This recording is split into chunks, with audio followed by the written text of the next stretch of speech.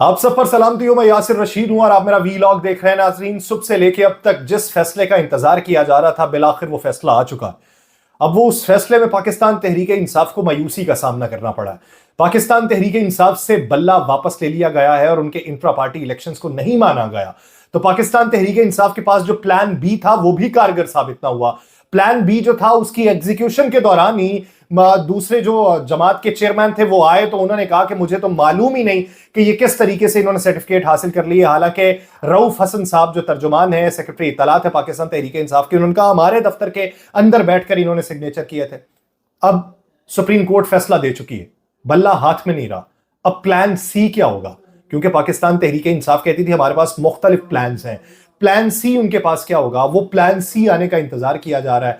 आज की जो समात थी, उस समात का जो अहवाल था वो आपके गोश गुजार करते हैं। दिल कीजिए तो सुन लीजिए, बसूरत दीगर सरफे नजर कीजिए और देखिए कि जिन बुनियादों के ऊपर, जिन गुफ्तगू के बाद ये फैसला सुनाया गया है वो किस हद तक वैलिड थी या किस हद तक ग्राउंड रियलिटी से दूर दिखाई देती थी। यकीन मानिए कि यह सच में एक हिस्ट्री क्रिएट की जा रही है, एक तारीख लिखी जा रही है और तारीखदान को समझ नहीं आ रहा कि वो क्या लिखे और क्या ना लिखे। क्या वो ये लिखेगा कि एक पार्टी का निशान छीना जा रहा था और वो मुख्तलिफ कोर्ट्स के चक्कर लगा रही थी और उसके नताइज के ऊपर बिलीव कर रही थी, और उसने जब उसके तमाम तर उम्मीदवार उठाए भी जा रहे थे, कागजात नामजदगी मुस्तरद भी किए जा रहे थे, लेकिन इस सब के बावजूद उसने किसी दूसरी पार्टी के टिकट्स के ऊपर प्लान बी रखा हुआ था और दूसरी पार्टी ने आके ये कहा कि ये तो प्लान बी था ही नहीं, ये तो प्लान ही हमारे खिलाफ था। तो ये हकीकत जो मंजर आम पे आई है चौंका देने वाली है। फैसला आप सबकी नजर में आ चुका है कि फैसला क्या जारी हुआ है।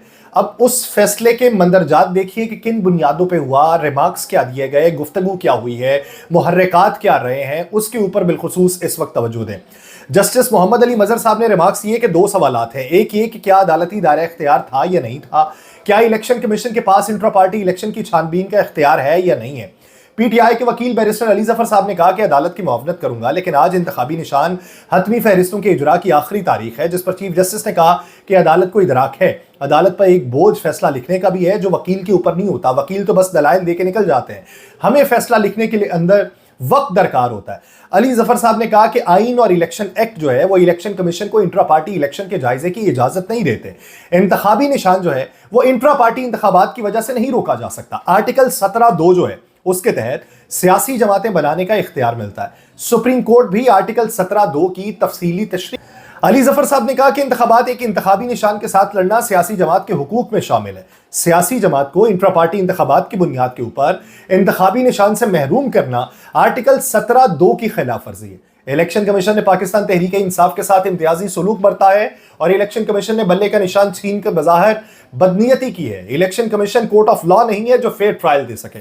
उन्होंने अपने दलाइल में मजीद यह भी कहा है कि पीटीआई के किसी मेंबर ने इंट्रा पार्टी इंतखाबात को चैलेंज नहीं किया।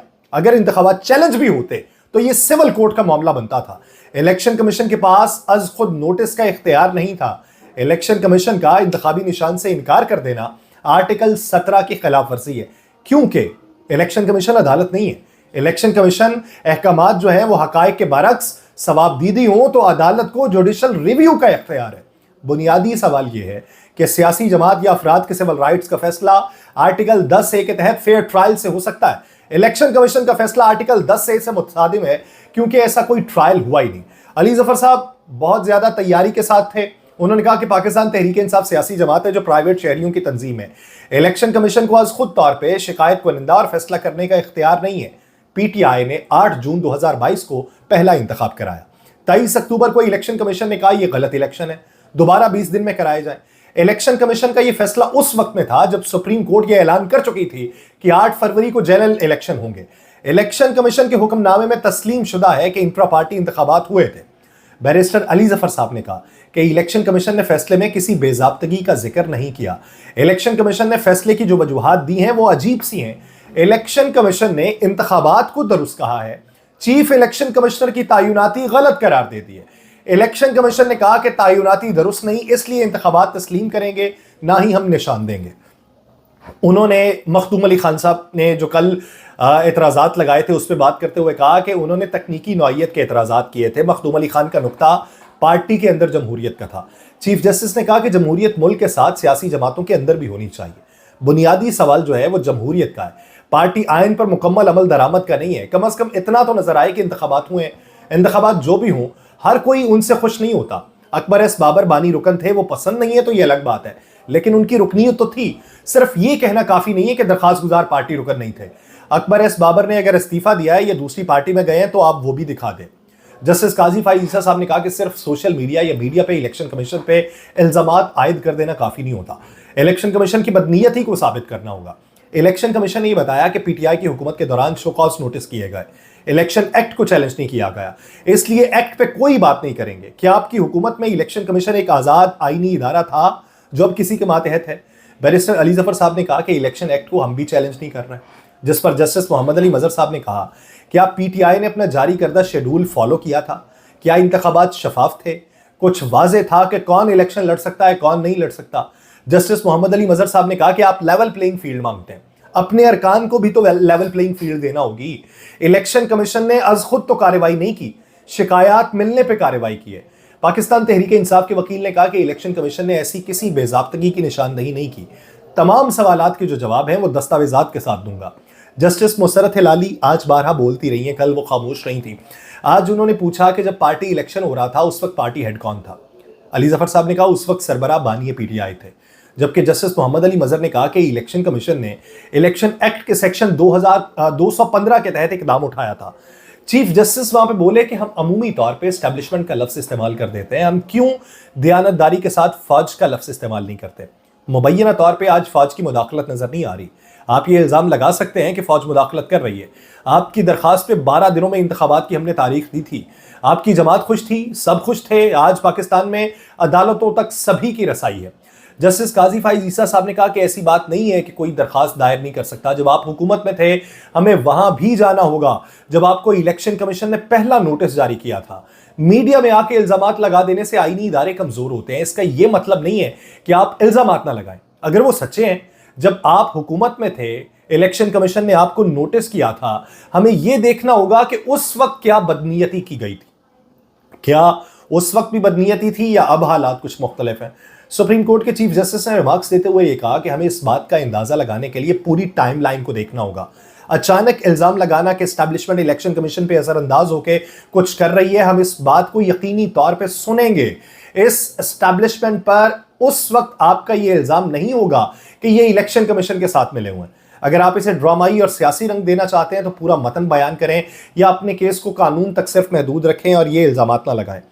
पाकिस्तान तहरीक इंसाफ के वकील ने फिर कहा कि इलेक्शन एक्ट के मुताबिक हर सियासी जमात ने पार्टी इंतखाबात के 7 दिन के अंदर सर्टिफिकेट को देना होता है, जिस पर जस्टिस मुसरत हिलाली ने कहा कि सर्टिफिकेट पार्टी आइन के मुताबिक इंतखाबात से मशरूत होता है। बैरिस्टर अली जफर ने कहा कि इलेक्शन कमीशन को इंट्रा पार्टी इंतखाबात की स्क्रूटनी का इख्तियार नहीं है। मोहम्मद अली मजहर साहब इस पे बोले कि असल मसला ही दायरा इख्तियार का बना हुआ है। चीफ जस्टिस साहब ने वहां पे बोला कि इलेक्शन कमीशन का एक ही दुखड़ा है कि पार्टी इंतखाबात करा लो, जिस पर बैरिस्टर अली जफर साहब ने कहा कि पार्टी इलेक्शन तो कराए हैं लेकिन वो इलेक्शन कमीशन ने नहीं माने। जस्टिस काजी फाइज ईसा साहब ने कहा कि 14 दरखास्त गुजारों को इलेक्शन क्यों नहीं लड़ने दिया, इसका जवाब दें। अली जफर साहब ने कहा कि किसी को एतराज है तो सिविल कोर्ट चला जाए। चीफ जस्टिस ने कहा हम जमहूरियत के साथ खड़े हैं, चाहे वो घर के अंदर हो या फिर घर के बाहर हो। आप तस्लीम कर लें, जमहूरियत चाहिए या आपको नहीं चाहिए, आपको सियासत चाहिए, जमहूरियत नहीं चाहिए। जस्टिस मुसरत हिलाली ने रिमार्क्स दिए कि पाकिस्तान तहरीक इंसाफ को सर्टिफिकेट तब मिलेगा जब पार्टी आइन के मुताबिक इंतखाबात होंगे, जिस पर जस्टिस मुसरत हिलाली ने कहा कि इलेक्शन कमीशन जो है वो इंट्रा पार्टी इंतखाबात की बुनियाद पर ऐसा हुक्म नहीं दे सकता। चीफ जस्टिस ने उस पर रिमार्क्स किए ये ऐसी बात है कि पाकिस्तान और इंग्लैंड का टेस्ट मैच हो, खेला भी ना जाए मगर सर्टिफिकेट भी मिल जाए। पार्टीज में बड़े ओहदों पे बड़ी सियासी शख्सियात हो सकती हैं, हो सकता है एहतराम के अंदर उन बड़ी सियासी शख्सियात के खिलाफ कागजात जमा न करवाए गए और जो छोटे ओहदे हैं उन पर भी बिला मुकाबला उम्मीदवार मुंतखब हुए हैं। इस तरह पार्टी इंतखाब की साख नजर नहीं आती। अली जफर साहब ने कहा कि फर्ज करें कोई भी इलेक्शन लड़ने नहीं आया तो क्या इलेक्शन कल अदम हो जाएगा, जिस पर चीफ जस्टिस ने कहा कि पूरी जमहूरियत पे चलेंगे, लंगड़ी लूली वाली बात नहीं होगी। उन्होंने फिर वहां पे एक और बात कर दी है, उन्होंने कहा कि 8 फरवरी को 326 अरकान को बिला मुकाबला जितवा कर आ जाएं तो मैं एवं नहीं मानूंगा। सरकार 326 उम्मीदवारों को उनके घरों में बंद कर दे और 326 उम्मीदवारों को बिला मुकाबला मुंतखब कराए, कानूनी तौर पे तो इलेक्शन हो जाएगा, लेकिन मैं तो उसे इलेक्शन नहीं मानूंगा। सोच समझ भी कोई चीज होती है, पार्टीज के अंदर भी जमहूरियत होनी चाहिए, कागज के टुकड़ों पर नहीं चलता। एक चीज है कि कुछ हुआ या नहीं हुआ। जस्टिस मुसरत हिलाली साहिबा वहां पे बोली कि पाकिस्तान तहरीक इंसाफ ने वेबसाइट के ऊपर तो ऐलान नहीं किया, मखसूस लोगों को कैसे पता कि इलेक्शन है, जिस पर बैरिस्टर अली जफर साहब ने कहा कि पार्टी इलेक्शन के कागजात नामजदगी वेबसाइट के ऊपर थे और सूबाई इलेक्शन कमीशन के अंदर भी थे। पार्टी इलेक्शन होने के बाद कागजात नामजदगी वेबसाइट से हटा दिए गए, फिर उनका जवाब नहीं रहता कि उसे वहां पर रखा जाए जब इलेक्शन ही हो चुके, तरीकाकार ही खत्म हो चुका। चीफ जस्टिस पाकिस्तान ने कहा यह तो फिर आप तस्लीम कर रहे हैं कि आपने पार्टी के आइन की खिलाफ वर्जी की। मुसरत हिलाली साहिबा उन्हें वेबसाइट पे ले गई थी, चीफ जस्टिस साहब उन्हें वेबसाइट से पीछे ले आए। उन्होंने कहा आपके आइन में दर्ज है कि पार्टी चेयरमैन का इलेक्शन 2 साल बाद और बाकी ओहदेदारों का 3 साल बाद होना है। सब जानते हैं कि सियासी जमातों के बड़े बड़े ओहदों पे कौन कौन लोग मौजूद होते हैं। शायद इज्जत में या किसी और वजह के तहत उन ओहदों पे कोई सवाल नहीं उठाता। चले उन बड़े ओहदों पे ना सही, छोटे ओहदों पे तो इलेक्शन होने चाहिए। जस्टिस मुसरत हिलाली ने कहा कि आप कह रहे हैं कि आपके इंट्रा पार्टी इलेक्शन बिला मुकाबला हुए हैं, तो फिर आपके मुताबिक जो पेशावर के इलाके चमकनी में इतने लोग इकट्ठे हुए थे वो क्यों आए थे? क्या वहां किसी ने भी किसी एक ओहदेदार के बिला मुकाबला मुंतखब होने पर सवाल नहीं उठाया? पाकिस्तान तहरीक इंसाफ के वकील अली जफर साहब ने कहा कि हर जमात के पास एक बड़ा लीडर होता है। सियासी जमातों में उस लीडर की इज्जत के तहत लोग उनके फैसले की मुखालिफत नहीं करते। पाकिस्तान तहरीक इंसाफ के पास बानी पीटीआई जैसी क़यादत है जिसके फैसले पे लोगों ने एतराज नहीं उठाया। चीफ जस्टिस वहां पे बोले, उन्होंने कहा माजरत के साथ, फिर ये जमहूरियत नहीं है, ये आमरियत है। मैं इसे आमरियत कहूंगा। कुछ ओहदेदारों पर एतराज ना हो तो समझ आती है, मगर किसी पर एतराज ना होना ये समझ से बाहर है। अली जफर साहब ने कहा अगर ये भी समझ लिया जाए कि इंट्रा पार्टी इंतखाबात के मकाम पे कोई नहीं आया तो भी इलेक्शन पे सवाल नहीं हो सकता। उन्होंने फिर पाकिस्तान मुस्लिम लीग नून का वो इलेक्शन नतीजा भी पढ़ के सुनाया जिसके अंदर तमाम बिला मुकाबला थे।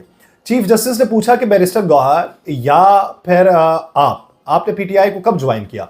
बैरिस्टर गौहर ने कहा मैंने कुछ अर्सा पहले सियासी जमात में शमूलियत इख्तियार की है, जबकि अली जफर साहब ने बताया कि बैरिस्टर गौहर पहले पीपल्स पार्टी में थे।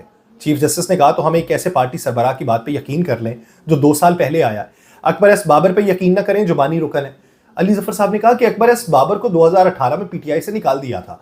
चीफ जस्टिस पाकिस्तान ने कहा दिखाएं बरतरफी का लेटर। कल से यही तो हम मांग रहे, हमें कोई वो बरतरफी का लेटर देने को तैयार नहीं है। मुसरत हिलाली साहिबा ने कहा कि अकबर एस बाबर पार्टी मेंबर नहीं है तो उसके सबूत दिखा दें, जिस पर अली जफर साहब ने कहा कि मुझे पार्टी की हिदायत है कि अकबर एस बाबर जो हैं उन समेत दीगर दरखास्त गुजार जो हैं वो पार्टी के रुकन नहीं है।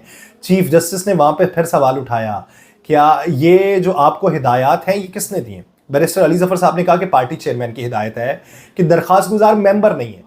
चीफ जस्टिस ने कहा हिदायत वो चेयरमैन दे रहे हैं जो 2 साल पहले पार्टी के अंदर आए। अली जफर साहब बोले कि पाकिस्तान तहरीक इंसाफ की वेबसाइट और राबिता ऐप पे तमाम मेंबर्स की तफसील मौजूद होती है, जिस पर जस्टिस काजी फाइज ईसा बोले कि वेबसाइट कोई सबूत नहीं होता।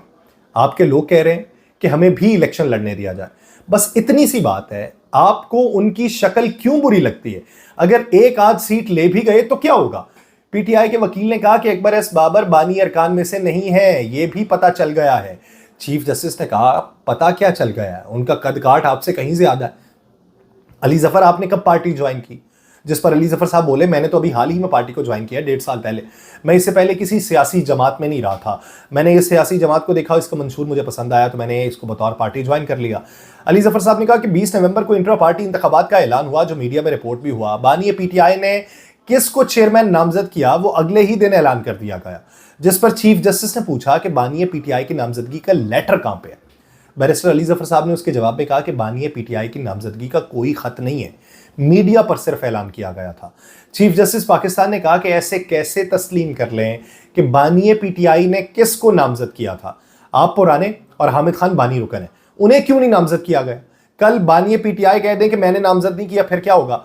नियाजुल्लाह नियाजी कब पाकिस्तान तहरीक इंसाफ का हिस्सा बने? नियाजुल्लाह नियाजी का तज़किरा हुआ जो चीफ इलेक्शन कमिश्नर थे पाकिस्तान तहरीक इंसाफ के इंट्रा पार्टी इलेक्शन के। अली जफर साहब ने उनके हवाले से बताया कि नियाजुल्लाह नियाजी 2009 से पीटीआई के रुकन है, जिस पर जस्टिस काजी फाइज ईसा साहब ने कहा कि अचानक नए नए चेहरे सामने आने से एलीट कैप्चर का तासुर मिल रहा है। अली जफर साहब ने कहा कि पीटीआई आइन के मुताबिक कोई अकेला शख्स इलेक्शन नहीं लड़ सकता, उसके लिए पैनल बनाना जरूरी है। चीफ जस्टिस ने सवाल पूछा कि क्या यह जमहूरियत के खिलाफ नहीं है?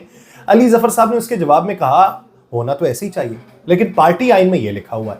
तहरीक इंसाफ के चीफ इलेक्शन कमिश्नर नियाजुल्लाह नियाजी वहां पे खड़े हुए और बोलना शुरू कर दिया। उन्होंने कहा मेरा बेटा तो लॉ क्लर्क के लिए आपके पास आया था, तो उससे भी पाकिस्तान तहरीक इंसाफ के आपने सवाल पूछे थे, मुझे पता है सारा। मिस्टर अली जफर, ये लाइव टेलीकास्ट है और मुझे ये कहना चाहिए, मुझे तो ये भी इल्म नहीं।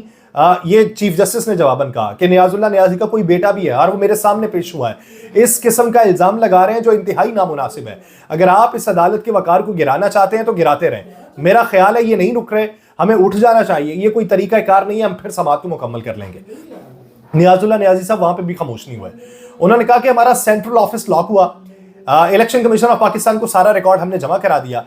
चीफ जस्टिस ने उन्हें मुखातिब करते हुए सवाल किया कि मेरा ख्याल है कि आपके वकील और चेयरमैन पाकिस्तान तहरीक इंसाफ बात कर रहे हैं। अली जफर, लगता है कि आपके इलेक्शन कमिश्नर और चेयरमैन आप पे एतमाद नहीं कर रहे। हमें कोई एतराज नहीं है, वो खुदा कर अगर दलाइल दें। जिस पर बैरिस्टर अली जफर साहब ने कहा कि मैं नियाजुल्लाह नियाजी का इल्जाम खुद पे लेता हूं कि उनके मैं कागजात दाखिल न कर सका। जस्टिस मुसरत हिलाली ने कहा कि दरअसल चेयरमैन पाकिस्तान तहरीक इंसाफ खुद भी वकील हैं, इसलिए वो आराम से सुन नहीं पा रहे। जस्टिस मुसरत हिलाली की बात के दौरान नियाजुल्लाह नियाजी ने फिर बोलना शुरू कर दिया। चेयरमैन, उन्होंने कहा जिस पे चेयरमैन पीटीआई ने नियाजुल्लाह नियाजी को टोकते हुए कहा कि आप इस पे ना बोले, आप खामोश रहे। नियाजुल्लाह नियाजी ने कहा आप पूछ रहे हैं कि इलेक्शन क्या हुआ, कैसे हुआ, जिस पर चीफ जस्टिस ने कहा हम आपसे बात नहीं कर रहे, या तो अली जफर साहब से कहें कि वो आपके वकील नहीं है तो आपको सुन लेते हैं। अली जफर ने फिर एडवोकेट नियाजुल्लाह नियाजी के कंधे पे हाथ रख के चुप रहने और बैठने को कहा, और बारहा जब कहा तो उसके बाद वो बैठ गए। बैरिस्टर अली जफर साहब फिर गोया हुआ है। उन्होंने कहा चमकनी में जहां इलेक्शन हुआ वहां पे पाकिस्तान तहरीक इंसाफ का दफ्तर मौजूद है, ऑफिस के साथ ही ग्राउंड है जहां पे इलेक्शन हुआ है। फैसला हुआ कि अगर पोलिंग हुई तो निश्तर हॉल में होगी, वरना फिर ग्राउंड में मुनक्किद होगा। पार्टी आइन ये कहता है कि इलेक्शन पैनल के जरिए होंगे, ये वाजे नहीं है कि एक शख्स लड़ सकता है।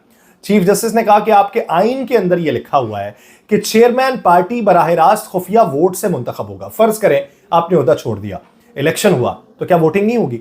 वोटिंग ये भी हो सकती है कि मैं किसी को पसंद नहीं करता या पार्टी पसंद नहीं करती, मैं वोट नहीं देता, तो आप मुंतखब तो नहीं हुए। मतलब यह हुआ कि आपको एक वोट भी नहीं मिला, तो फिर आप किस तरीके से मुंतखब हो गए? अली जफर साहब ने कहा कि हमने इलेक्शन कमीशन से ऑप्शन लेके सिक्योरिटी फराहम करने का कहा था। इलेक्शन कमीशन ने इंस्पेक्टर जनरल को पेशावर में सिक्योरिटी फराहम करने के लिए खत लिखा था। जैसे जैसे लोग आते गए मीडिया पर मुतल्ला किया जाता रहा। जस्टिस मोहम्मद अली मजहर साहब ने कहा कि क्या मकाम का बताया गया था कि कहां पे इंतखाब हो रहा है? अली जफर साहब ने कहा जब आईजी को खत लिख दिया था तो उन्हें बता दिया गया था, पुलिस ने साइट का दौरा किया था, तमाम न्यूज़पेपर्स ने जगह के बारे में खबर दी थी, अवाम को उसका इल्म था। चीफ जस्टिस ने फिर कहा कि पाकिस्तान तहरीक इंसाफ के इंट्रा पार्टी इलेक्शन में एक भी शख्स ने वोट कास्ट नहीं किया। आम इंतखाबात में भी होता है कि हर शख्स इलेक्शन लड़ सकता है, चाहे वोट मिले या ना मिले। आम इंतखाबात में भी होता है कि इतनी तादाद में वोट हों वरना दोबारा इंतखाबात होंगे।